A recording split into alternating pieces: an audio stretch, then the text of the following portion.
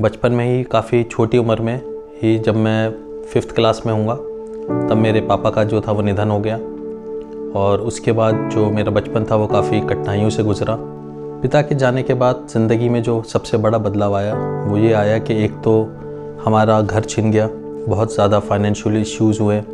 और जो फैमिली के भी काफ़ी मेंबर्स थे उन्होंने भी जितना हो सकता था उतना सपोर्ट किया, लेकिन फिर भी कुछ कमी सी रह गई और बहुत कठिन समय था हमारा, जिस वजह से कई बार स्कूल की फ़ीस पे प्रॉब्लम आती थी और जो बेसिक नीड्स है कई बार उसको भी पूरा करने में बहुत ज़्यादा प्रॉब्लम्स हो जाती थी। ऐसा लगता था कि सर पे एक बड़े का जो हाथ होना चाहिए वो नहीं है और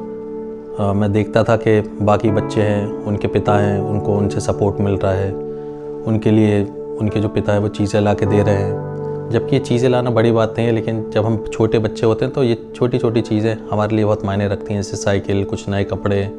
या फिर और कोई टॉयज़, कोई महंगे टॉयज़। तो ये सब चीज़ें देख के मन में थोड़ा आता था कि अब हमारे पिता नहीं है तो ये सारी चीज़ें हमारे लिए अब कौन पूरा करेगा। जब हम इस कठिन दौर से गुजर रहे थे पिता के जाने के बाद, जब काफ़ी फाइनेंशियल इश्यूज़ थे और सारी चीज़ें थी, तो मम्मी निरंतर नई जॉब्स को ढूंढती रहती थी, प्रार्थना करती रहती थी और कई बार जो हमारे रिलेटिव्स हैं उनको भी बताती थी कि अभी हमारी लाइफ में ऐसा चल रहा है। लेकिन हमने इस समय में ये महसूस किया कि मम्मी ने जो प्रार्थनाएं करी उसका उन्हें उत्तर मिला और मेरी पढ़ाई जो है उसके लिए आगे का रास्ता खुल सका। मम्मी हमेशा बाइबल की अच्छी बातें सिखाती रहीं और पापा की कमी कभी महसूस नहीं होने दी। मम्मी ने मुझे तमिलनाडु भेजा। तमिलनाडु में हमारी बुआ रहती हैं, उन्होंने हमें वहाँ पे अडॉप्ट किया, अपने बच्चे की तरह ही रखा वहाँ पे उन्होंने। फिर उसके बाद वहाँ पे जब मैं पढ़ने बैठता था तो मेरे मन में आता था कि नहीं, मुझे पढ़ाई अच्छे से करनी है, मुझे आगे बढ़ना है, और यही सोच के मैं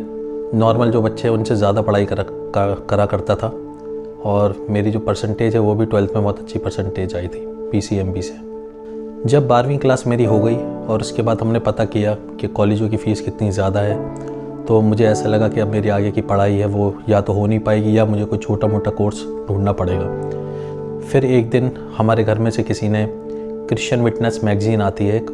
उसमें देखा कि नर्सिंग कॉलेज है दमू में, और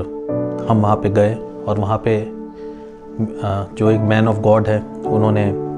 मेरे बारे में मुझसे पूछा, हमारी पूरी कंडीशन को समझा और उन्होंने पूरी मेरी जो पढ़ाई है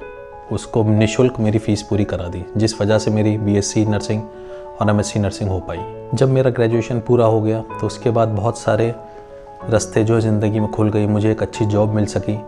और उसके साथ क्योंकि परमेश्वर का हाथ बना रहा तो मुझे निरंतर बीच में प्रमोशन भी मिलता रहा। मैं नर्सिंग ट्यूटर से असिस्टेंट प्रोफेसर, प्रोफेसर से एसोसिएट प्रोफेसर और फिर एसोसिएट प्रोफेसर से अब मैं वाइस प्रिंसिपल बन सका। ये सब परमेश्वर की दया और कृपा के कारण हो पाया। जिस बाइबल वचन ने मुझे बहुत ज़्यादा शक्ति दी वो ये था कि परमेश्वर चरवाहा है मेरा, और यही चरवाहा शब्द हमेशा मेरे दिमाग में रहा और इस शब्द ने मुझे ढांढस दिया, बल दिया कि क्योंकि परमेश्वर हमारा चरवाहा है तो भले ही हम इस दुनिया में कठिन दौर से गुजर रहे हैं, अभी कमियां हैं काफ़ी चीज़ें, तो हमें आशा में आनंदित रहना और बढ़ते जाना है। अगर मैं पुराने समय में देखूं और अब के समय में देखूं तो परमेश्वर ने हमें बहुत संभाला है। पहले हमारे पास घर नहीं था, 2 जो घर थे वो किसी भी कारण से वो हमारे हाथ से जा चुके थे, लेकिन परमेश्वर ने इस नए साल में हमें नया घर दिया, तो इसके लिए हम परमेश्वर के लिए धन्यवाद देते हैं। अगर मैं एक वाक्य में परमेश्वर की शक्ति को और उसकी महानता को अपने जीवन में बताना चाहूँ तो मैं यही बताऊँगा कि आपको निरंतर विश्वास से करना है परमेश्वर पे और डाउट नहीं करना आपको कि होगा कि नहीं होगा। आपको इस विश्वास के साथ आगे बढ़ना है कि परमेश्वर काम पूरा करेगा आपका या आपकी दुआ को सुनेगा। और ये चीज़ मैंने अपनी माँ की प्रार्थनाओं से देखा कि मेरी माँ निरंतर प्रार्थना करती थी हमारे लिए कि हमारा जीवन है वो आगे बढ़ सके और हम अपनी लाइफ में उन्नति को पा सकें। तो आज मैं देखता हूँ कि मैं वाइस प्रिंसिपल बन चुका हूँ एक अच्छे कॉलेज में यहाँ पे। तो ये सब परमेश्वर की कृपा है और ये सब मेरी माँ की प्रार्थनाओं का और एक अच्छी पेरेंटिंग का नतीजा है।